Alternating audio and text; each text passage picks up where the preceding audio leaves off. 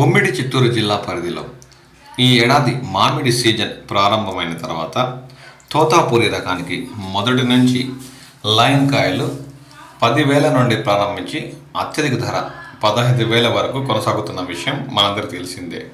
ఈ మధ్యకాలంలో అంటే గత 2 రోజులుగా చిత్తూరు జిల్లా పుల్చల మండలంలోని ఒక మామిడి మండి వద్ద ఓ రైతు తెచ్చిన లైన్ కాయలు మంచి నాణ్యత, బరువు, రంగు ఉండడంతో టన్ను 18,000 రూపాయలతో కొనుగోలు చేసిన విషయం మనందరికీ తెలిసిందే.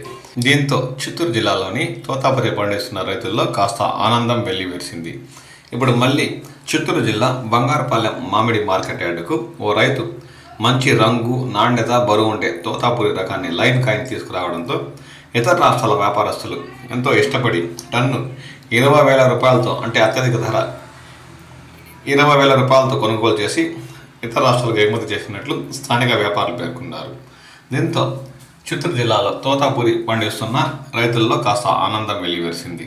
ఈ ఏడాది తోతాపూరి రకానికి ఇంకా గుజ్జు పరిశ్రమలు తెచ్చుకోకపోవడంతో తోతాపూరి రకం ఏ మేరకు ధరలు నిర్ణయిస్తున్న ఆతృత స్థానిక మామిడి రైతుల్లో ఉంది.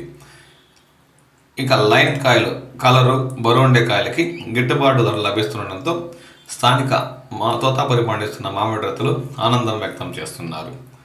తోతాపూరి గుజ్జు పరిశ్రమను కూడా త్వరగా తెరుచుకొని గిట్టుబాటు అయ్యే ధరలు నిర్ణయిస్తే ఏడాది మామిడి రైతులు గట్టెక్కే పరిస్థితి ఉందని స్థానిక మామిడి రైతులు పేర్కొంటున్నారు. అందుగాను రాష్ట్ర ప్రభుత్వం ప్రత్యేక చొరవ చూపి ఉమ్మడి చిత్తూరు జిల్లా పరిధిలో ఎక్కువగా పండుతున్న తోతాపూరి రకానికి గుజ్జు పరిశ్రమ ద్వారా గిట్టుబాటు ధర లభించేలా చూడాలని ఈ సందర్భంగా వారు కోరుతున్నారు.